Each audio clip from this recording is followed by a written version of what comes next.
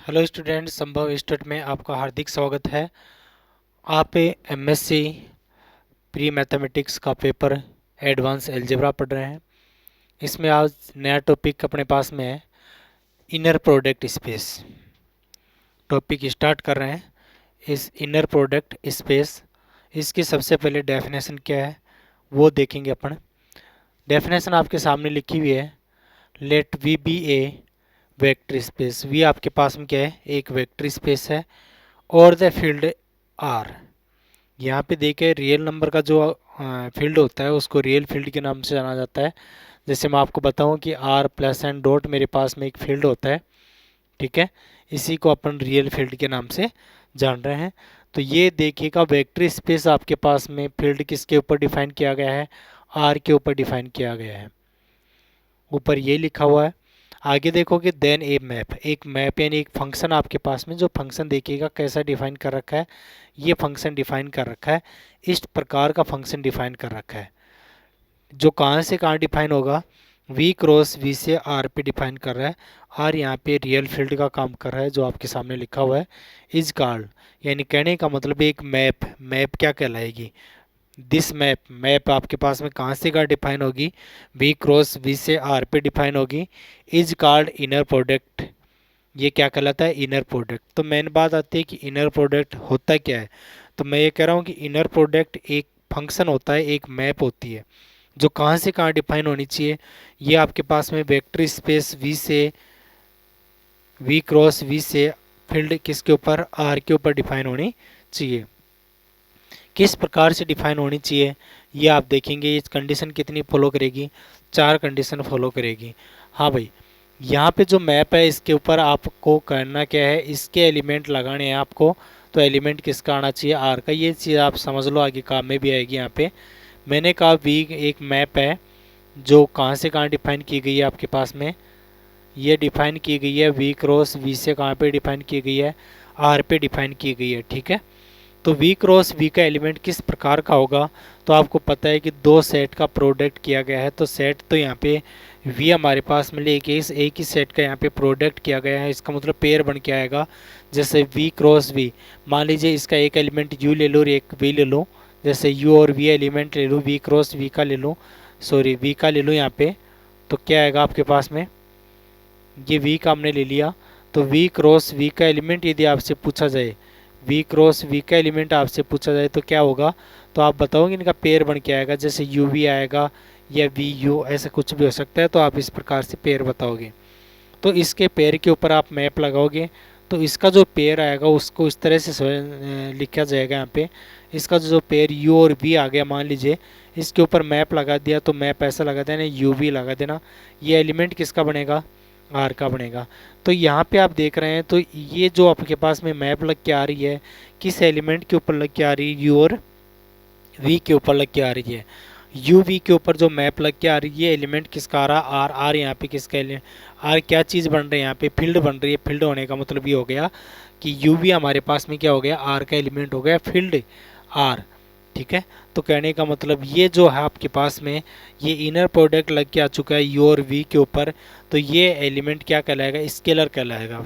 आपको पता है कि फील्ड के एलिमेंट आपके पास में क्या कहलाते हैं, स्केलर कहलाते हैं। तो आप इसको क्या कहेंगे, स्केलर के नाम से जाना जाएगा।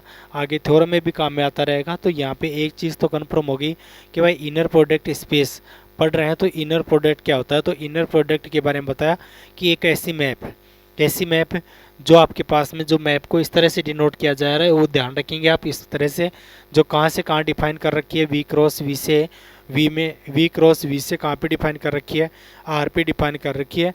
ये जो मैप है वो क्या कहलाएगी आपके पास में, इनर प्रोडक्ट कहलाएगी।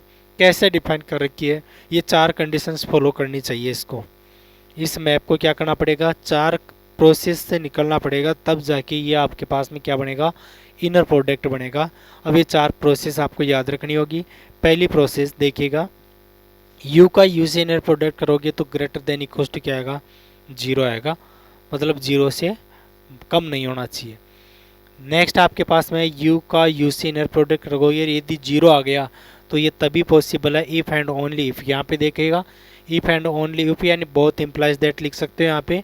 ये तभी पॉसिबल है जब आपके पास में u की वैल्यू क्या होगी, 0 होगी, तभी आपके पास में कंडीशन पॉसिबल होगी। नंबर 3 पे चलोगे तो u का v से इनर प्रोडक्ट करोगे या v का u से इनर प्रोडक्ट करोगे, बात एक ही है, यानी uv लिख दो चाहे v u लिख दो, एक ही बात है। तो इस का भी आपको ध्यान रखना है। नंबर 3 कंडीशन आपके पास में हो चुकी है। नंबर 4 देखोगे तो यहाँ पे alpha you plus beta V और यहाँ पे डब्लू, इसका मतलब ये आ गया कि स्केलर यहाँ पे बाहर हो जाना चाहिए, यहाँ पे एलिमेंट देके यू और वी डब्लू के ऊपर आ गया इनर प्रोडक्ट, स्केलर बार हो गया, दूसरी बार में प्लस आ रहा है, स्केलर बार हो रहा है वी और डब्लू का, याद रखिएगा ये चौथी कंडीशन भी। तो इस प्रकार से आपके पास में इनर प्रोडक्ट बन चुका है। तो इनर प्रोडक्ट बार बार रिपीट कर रहा हूँ मैं इनर प्रोडक्ट, क्योंकि हर थ्योरम में अपने को यूज़ करना पड़ेगा, इसलिए आपको पहला काम यह है कि इनर प्रोडक्ट के बारे में आपको एनालिसिस करना ज़रूरी है। तो इनर प्रोडक्ट के लिए आपको कुछ ज़्यादा दिमाग लगाने की ज़रूरत नहीं है। वी हमारे पास में एक वेक्टर स्पेस था, जो फील्ड यहाँ पे एफ के बजाय फील्ड यहाँ पे क्या चलता है, आर चलता है, यानी आर भी आपके पास में क्या होता है, प्लस और डॉट ऑपरेशन के ऊपर आपके पास में फील्ड बना हुआ रहता है। तो वी आर आपके पास में एक वेक्टर स्पेस है। अब आपके पास में इनर प्रोडक्ट की बात करते हैं तो दिमाग में आना चाहिए कि एक फंक्शन आपके पास में क्या, एक फंक्शन क्या कहलाएगा, इनर प्रोडक्ट कहलाएगा। कहाँ से कहाँ डिफाइन होना चाहिए, वी क्रॉस वी से कहाँ डिफाइन होगा, आर में डिफाइन होगा। ये ऐसा फंक्शन जो किस प्रकार से डिफाइन होगा, तो आपको होगी 4 कंडीशन फॉलो करते हुए आएगा। पहली condition greater than equal to 0, दूसरा इक्वल टू 0, तो if and only if U equal to 0, मतलब ये है तो ये है, ये है तो ये है। नंबर 3 आपके पास में यू वी का इनर प्रोडक्ट कर लो चाहे वी यू का कर लो।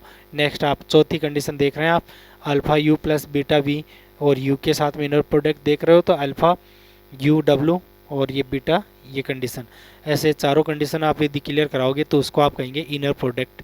क्या कहेंगे आप, इनर प्रोडक्ट कहोगे। किसको कहोगे, इस मैप को कहोगे आप इनर प्रोडक्ट कहोगे। ठीक है, आगे अपन बढ़ेंगे, ये इसको हटा देते हैं अपन।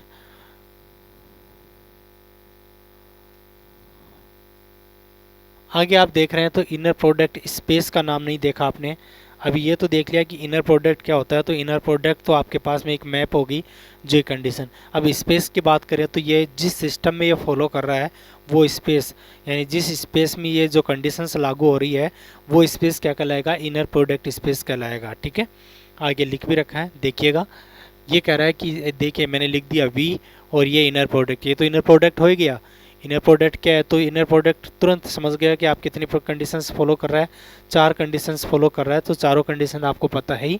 तो वी दिस इज कॉल्ड, यानी इस सिस्टम, इस प्रकार से जो सिस्टम लिखा गया है वो क्या कहलाता है, is called inner product space कहलाता है। ये आपके पास में इनर प्रोडक्ट स्पेस बन चुका है। एक चीज़ और ध्यान रख लीजिएगा, जो दूसरा पॉइंट नोट डाल के लिखा हुआ है, ठीक है, a real inner product space, a real inner product space V is also called a Euclidean space. आप ये कहेंगे कि जो इनर प्रोडक्ट स्पेस है वो ऑलवेज हमेशा क्या होता है, यूक्लिडियन स्पेस होता है आपके पास में, ये भी आप ध्यान में रखेंगे। देखिए अपन जो अभी आप देख रहे हो ये बिल्कुल नोट्स के हिसाब से लिखे जा रहे हैं, तो आप इसको साथ के साथ में नोट्स बना ले। ठीक है, तो एक्स्ट्रा आपको वर्क करने की ज़रूरत नहीं पड़ेगी, जितना आपके पास में लिखा जा रहा है ये पूरा प्रॉपर तरीके से नोट्स के हिसाब से लिखा जा रहा है, एक्स्ट्रा ऐसे कटिंग नहीं की जा रही है इसमें। ठीक, तो आगे अपन क्या करेंगे, अभी वेक्टर स्पेस से हमने क्या बना दिया, इनर प्रोडक्ट स्पेस बना दिया। इनर प्रोडक्ट स्पेस का मतलब अपन डेफिनेशन जानते हैं, डेफिनेशन क्या है अभी अपने पढ़ लिया, लेकिन अब इसको हम क्या करेंगे, एग्जाम्पल के थ्रू समझेंगे। एग्जाम्पल के माध्यम से समझने से ही हम आगे अप्लाई कर पाएंगे। जब तक हमारे को एग्जाम्पल से यानी इनर प्रोडक्ट स्पेस को एक्सप्लेन नहीं कर सकते एग्जाम्पल के थ्रू, तब तक हम इसको अप्लाई नहीं करना जानेंगे। ठीक है, इसलिए अपन क्या करें, नेक्स्ट देखिए, एक एग्जाम्पल है मेरे पास में, लेट डॉट और स्केलर प्रोडक्ट, क्या कह रहा है, यहाँ पे कह रहा है या तो डॉट प्रोडक्ट की बात कर लो या स्केलर प्रोडक्ट की बात कर लो। ठीक है, क्या बात करें, स्केलर डॉट प्रोडक्ट या स्केलर प्रोडक्ट, ठीक है ना, scalar product define on R N, R की पावर एन। इसका मतलब क्या है, ये रियल नंबर के एलिमेंट है लेकिन एन डायमेंशन में चल रहा है। कितने डायमेंशन में चल रहा है, एन डायमेंशन में चल रहा है, यानी वेक्टर स्पेस ही है ये। आप ये जैसे R2 लिख दिया, R की पावर 2, यानी 2 डायमेंशनल में बना हुआ है, और मैं इसको क्या कहूँगा, ये एक वेक्टर स्पेस है। किसके ऊपर, फील्ड आर के ऊपर। यदि क्यूब आता है तो ये कहेंगे कि ये भी आपके पास में 3 डायमेंशनल में वेक्टर स्पेस बना हुआ है फील्ड आर के ऊपर। यहाँ पे जो एन लिखा हुआ है, एन लिखा हुआ तो आप कहेंगे एन आर की पावर एन डायमेंशनल में, ये किस डायमेंशन है, एन डायमेंशनल में वेक्टर स्पेस बना हुआ है, और ये भी किस फील्ड के ऊपर, आर के ऊपर ही। हाँ, इसमें फ़र्क ये पड़ता है कि इसके एलिमेंट किस अकॉर्डिंग लेने पड़ते हैं। जैसे मैंने कहा आर स्क्वायर, तो आप एलिमेंट इसके ए बी ऐसे पहले लेते हैं, 2 टपेल्स में लेते हैं। यदि मैं कहूँ क्यूब, तो आप कहते हैं ए बी सी फॉर्मेट में आपको एलिमेंट लेने पड़ते हैं। ये कहूँ आर की पावर एन, तो आप कहेंगे A1 A2 and so on AN, ये एन टाइम, इस एन टपिल्स की फॉर्म में आपको एलिमेंट लेने पड़ते हैं। ठीक है, तो इस प्रकार को आप जो वेक्टर स्पेस बने हुए रहते हैं उनका आपको ध्यान रखना पड़ेगा। तो सो आपके सामने अभी तक लिखा क्या है मैंने बता दिया है। आर की पावर एन मेरे पास में क्या बना है, एक वेक्टर स्पेस बना हुआ है जो फील्ड आर के पर। ध्यान रहे यहाँ पे वेक्टर स्पेस वी का काम कौन कर रहा है, वेक्टर स्पेस वी का काम कर रहा है आर की पावर एन। आगे आप क्या करें, is an inner product space, ये कह रहा है कि इनर प्रोडक्ट स्पेस होगा, ये प्रूव करके दो आप। ठीक है, जहाँ पे आपको पता है ये मैं किस प्रकार से डिफाइन करना है इनर प्रोडक्ट को, तो अगला कहेगा आपको उसके अकॉर्डिंग फॉलो करेंगे। ये कह रहा है कि इसके अकॉर्डिंग आप डिफाइन करो, यानी यू और वी दो वेक्टर लेने हैं। वेक्टर किसके लोगे, आर की पावर एन के, क्योंकि वेक्टर स्पेस यही है। तो इसके दो एलिमेंट ले लिए, एक तो यू ले लिया और एक वी ले लिया। तो यू और वी ले लिया, लेकिन आपको पता है कि आर की पावर एन मतलब एन डायमेंशनल में एलिमेंट बने हुए रहने चाहिए। तो एन डायमेंशनल में एलिमेंट कैसे बने हुए रहेंगे, ये आप देख रहे हैं A1 A2 and so on AN, देखो एन टपल्स में लिख दिया। दूसरा पे आप देखेंगे B1 B2 and Son BN, ये भी किस टपल्स में लिख दिए, एन टपल्स में आपने नोट किए हैं। तो ये आपके पास में क्या बन चुके हैं, वेक्टर स्पेस के दो एलिमेंट हो चुके हैं, और आपको डिफाइन करके दे रखा है। ये आपको देगा क्वेश्चन में कि इस प्रकार से आपकी मैप डिफाइन है, अपन मन से नहीं कर सकते डिफाइन। ये अगला जो दे रखा है इसकी कंडीशन का फॉलो करते हुए आपको इनर प्रोडक्ट स्पेस आपको प्रूव करके देना होगा। अब इनर प्रोडक्ट स्पेस कैसे प्रूव करेंगे, तो आपको पता चल गया होगा। इनर प्रोडक्ट स्पेस के लिए आपको क्या करना पड़ेगा, कंडीशन निकालनी पड़ेगी, 4 कंडीशन से आपको क्लियर करना पड़ेगा, सेटिस्फाई करवानी पड़ेंगी, तब जाके आपके पास में इनर प्रोडक्ट स्पेस होगा। तो मैं प्रूफ यहाँ पे देख रहा हूँ, प्रूफ क्या करेंगे यहाँ पे, ये लो भाई प्रूफ। यहाँ पे अपने को क्या करना है, दो एलिमेंट लेने हैं, दो एलिमेंट कौन से हैं, यू वी ले रखे हैं, कोई दिक्कत नहीं है, तो दोबारा लेने की ज़रूरत नहीं है। पहली कंडीशन की मैं बात करूं तो पहली कंडीशन क्या है, तो पहली कंडीशन आती है यू का inner product greater than equals to क्या होगा, 0 होगा। मैं लिख देता हूं यू का इनर प्रोडक्ट। तो ऐसा नहीं कि भाई अपन डेफिनेशन याद है अपन ऐसे लिख दिए कि ग्रेटर देन इक्वल्स टू 0। दूसरी अपन ने लिख दिया कि U greater than equals to 0 if and only if U equals to 0। तीसरी बातें आपने लिख दी कि यू वी का इनर प्रोडक्ट और वी का यू का इनर प्रोडक्ट, ये भी लिख दिया। चौथी आपको पता है कि ये लिख दोगे alpha you beta V plus में, और डब्लू के साथ में inner product alpha you W plus beta V W, और आपने नोट कर दिया कि हो गया भी ये इनर प्रोडक्ट स्पेस हो गया। ठीक है, ये लिखने का मतलब फिर क्वेश्चन को क्यों दे रखा आपको क्वेश्चन, इसका कहीं यूज़ किया आपने नहीं। हाँ, ये कंडीशन आपको सेटिस्फाई करवानी है, तो सेटिस्फाई आपके पास में जो कंडीशन दे रखी है, जो मैप दे रखी है, किस प्रकार से डिफाइन करके दे रखा अगला, उसके अकॉर्डिंग आपको ये कंडीशन निकाल के प्रूव करनी है आपको, ऐसे नहीं डायरेक्ट लिख दी जाए। ठीक है, तो इस चीज़ का आप ध्यान रखें। तो मैं पहली कंडीशन की बात कर रहा था, पहली कंडीशन आपके पास में ये आएगी, कैसे आएगी देख लीजिएगा। ये लो, आप करोगे मैप का काम, मैप के अकॉर्डिंग यू का मतलब ये है, और आप देख रहे हैं यू का वी से इनर प्रोडक्ट आता है, तो ये आता है समीशन में। तो यहाँ पे डायरेक्ट आप समीशन आई इक्वल्स टू 1 से n, ये ए आई आएगा।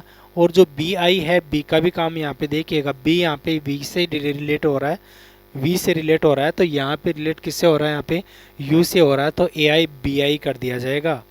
सॉरी, बी आई नहीं, यहाँ पे बी आई की जगह भी क्या हो गया, यू ये वापस रिपीट हो गया ना, तो यहाँ पे क्या आना चाहिए, ए आई, ये तो आएगा ए आई, और वापस इसकी जगह देखिएगा इस वी से बी आई बन रहा है यहाँ से, तो इस वी की जगह कौन आ गया, यू आ गया। यू आ गया मतलब वापस यहाँ पे क्या आ गया, ए आई आ गया। इस तरह से आप लिखोगे। थोड़ा इसको और सोल्व करोगे तो आपको पता चलेगा।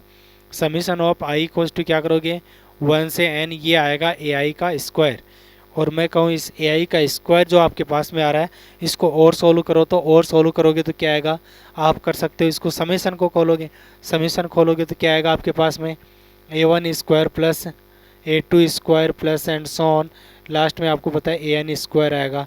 और आप यहाँ पे समझ पा रहे होंगे ये ग्रेटर देन इक्वल टू 0 आएगा फॉर ऑल, किसके लिए, ए आई बिलोंग टू आर के लिए। कोई भी रियल नंबर ले लो, क्या कहा, कोई भी रियल नंबर ले लो, उस रियल नंबर क्यों स्क्वायर करके सम कर रहे हो तो जीरो से तो क्या मिलेगा, बड़ा ही मिलेगा, क्योंकि नेगेटिव होने की संभावना ही नहीं रही। क्यों नहीं रही, क्योंकि यदि रियल नंबर नेगेटिव भी आ गया हमारे पास में तो उसका स्क्वायर क्या बना देगा, पॉजिटिव बना देगा यहाँ पे, तो यहाँ पे नेगेटिव आने की कोई संभावना नहीं रही।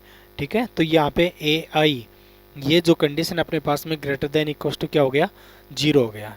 ठीक है, दूसरी कंडीशन अपन यही तो चाह रहे थे, अपन क्या चाह रहे थे, इसका मतलब यू का जो इनर प्रोडक्ट है वो ग्रेटर देन इक्वल टू क्या हो गया, जीरो आ गया। दूसरी कंडीशन पे अपन चलते हैं, तो दूसरी कंडीशन ये कहना चाह रहा है कि यू का इनर प्रोडक्ट आप क्या लेके चलोगे, जीरो लेकर चलो, तो if and only if condition आनी चाहिए, यू भी हमारे पास में क्या आ जाना चाहिए, जीरो आ जाना चाहिए। तो दूसरी वाली कंडीशन का आप बहुत ही अच्छे से ध्यान रखें, क्योंकि इफ़ एंड ओनली इफ़ वाली कंडीशन चलानी है। यू का यू से इनर प्रोडक्ट हमने क्या ले लिया, जीरो ले लिया भाई, तो मैं यहाँ पे ये साइन ले लेता हूँ, बोथ इम्प्लाइज दैट, मतलब इफ़ एंड ओनली इफ़ लिख दो या बोथ इम्प्लाइज दैट, एक ही बात है। यहाँ से ये ले लिया, अब मैं यहाँ पे क्या चाहता हूँ, यू इक्वल टू क्या चाहता हूँ, यहाँ पे जीरो चाहता हूँ। ये आएगा कैसे, आप तो एक काम करो, यू का यू से इनर प्रोडक्ट को सोल्व कर लो। तो यू का यू से इनर प्रोडक्ट आप इसके अकॉर्डिंग करेंगे, और इसके अकॉर्डिंग आपके पास में आएगा summation of I equal to 1 से n, ये ए आई का स्क्वायर आ जाएगा, और इक्वल टू क्या हो जाएगा, जीरो हो जाएगा। ये अपना एक काम हो चुका है यहाँ पे। नेक्स्ट आप क्या करोगे, इसी टर्म को आगे बढ़ाते हुए चलोगे, क्या बढ़ाओगे देखेंगे आप, यहाँ पे आपके पास में चल रहा था u का u से इनर प्रोडक्ट इक्वल टू क्या चल रहा था, जीरो, बोथ इम्प्लाइज दैट। यहाँ पे समीशन ऑफ क्या है, ए आई का स्क्वायर, समीशन ऑफ ए आई का स्क्वायर। तो समीशन ऑफ ए आई का स्क्वायर मतलब आप क्या करोगे, आई की वैल्यू 1 2 3 ये वैल्यू आप पुट करोगे तो क्या आएगा, लिख दीजिएगा, समीशन को खोल दो, A1 square plus A2 square plus and so on, ये आ जाएगा आपके पास में AN का स्क्वायर इक्वल टू जीरो।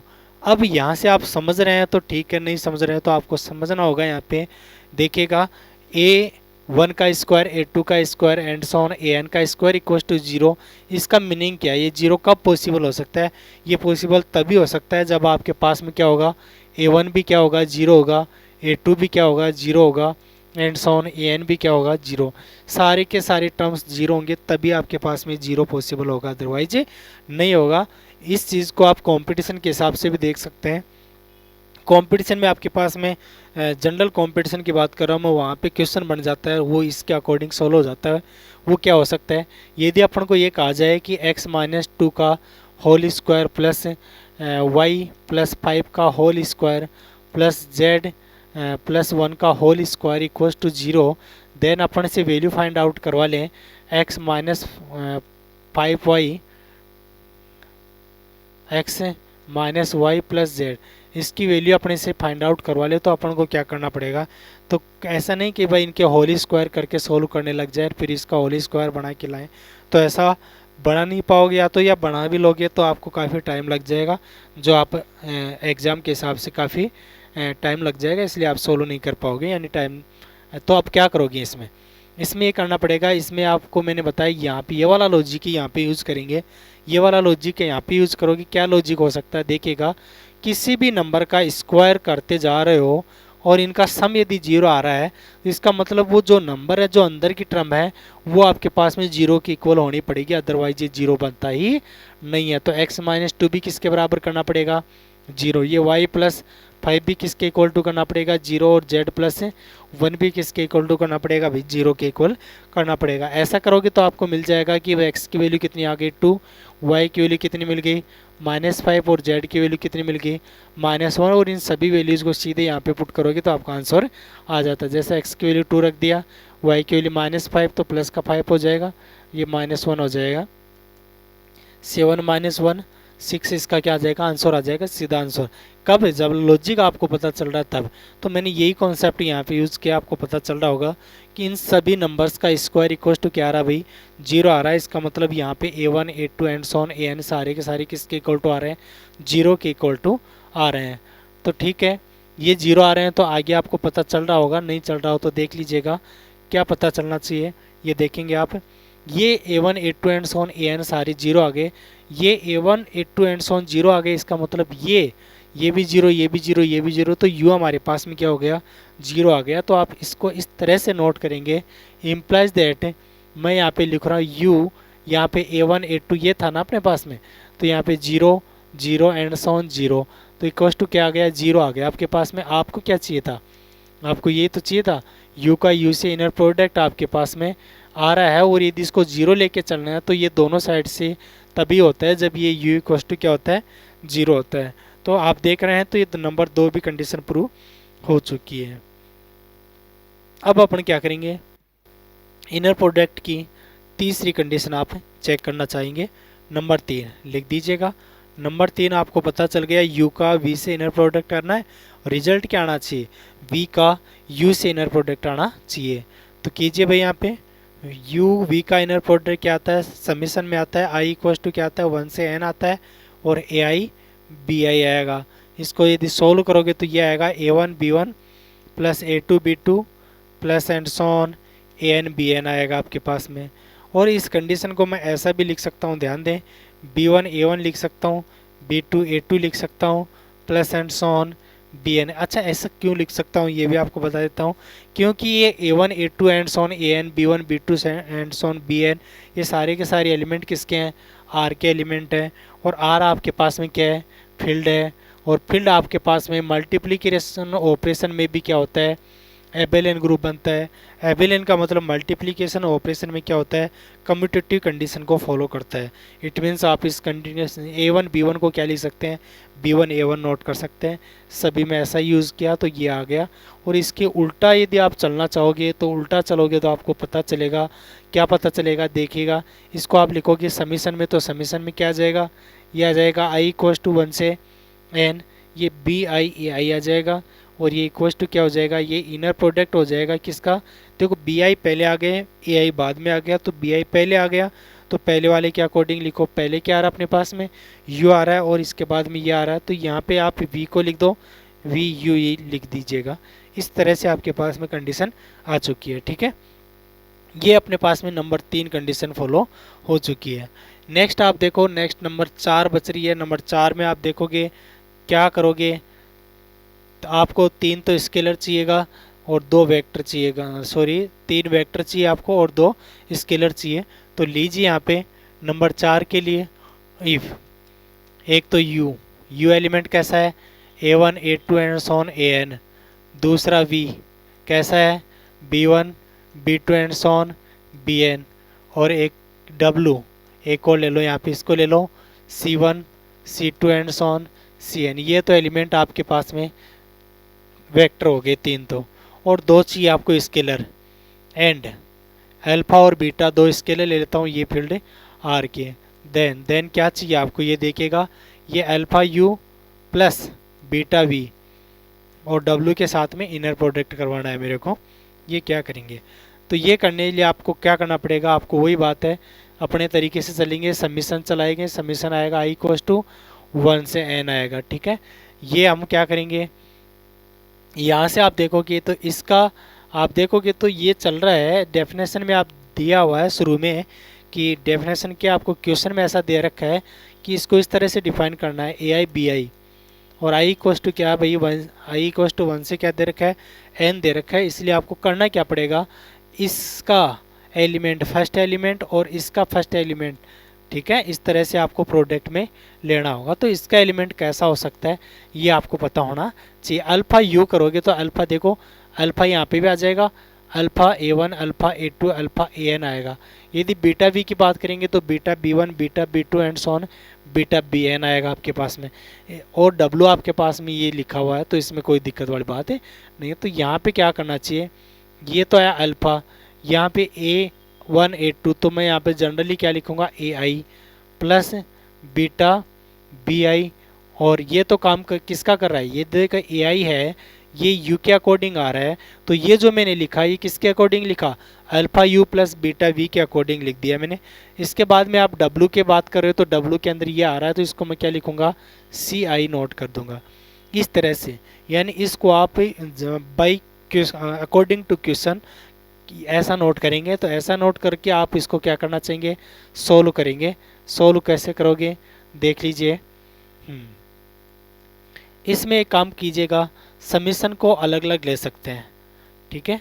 तो समीशन आई इक्वस टू 1 से n, अल्फ़ा को बाहर ले सकते हैं ए आई को, और आप क्या कर सकते हैं ए आई सी आई लिख सकते हैं, प्लस बीटा को भी बाहर ले सकते हैं, और समीशन में क्या लिख सकते हैं, आई इक्वस टू 1 से n, और क्या लिखोगे भाई, बीटा आई सी आई आप नोट कर सकते हैं, आपको कोई प्रॉब्लम नहीं होगी।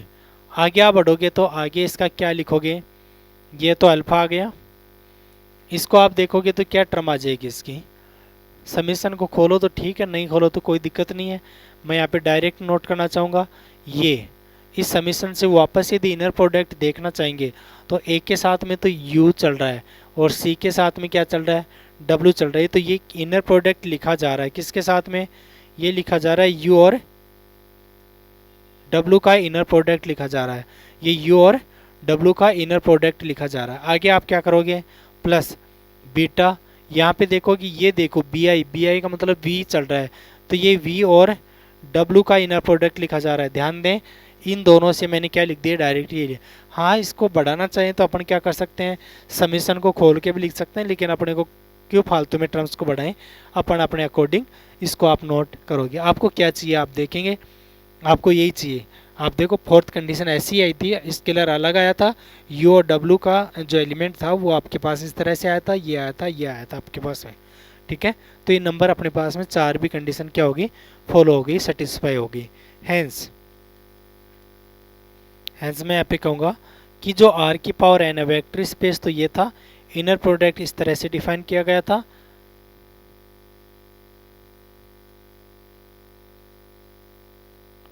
इस तरह से डिफाइन किया था। ये क्या हो गया, इज इनर प्रोडक्ट स्पेस, ये आपके पास में क्या हो गया, इनर प्रोडक्ट स्पेस हो गया। एक आपने एग्जांपल देख लिया। धन्यवाद।